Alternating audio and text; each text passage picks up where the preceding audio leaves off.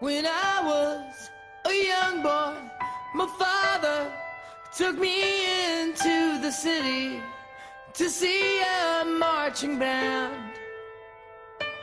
He said, son, when you grow up, would you be the savior of the broken, the beaten, and the damned?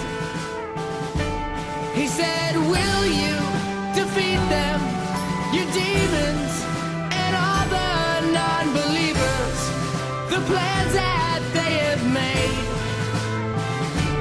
Because one day I'll leave you a phantom to lead you in the summer to join the Black Parade.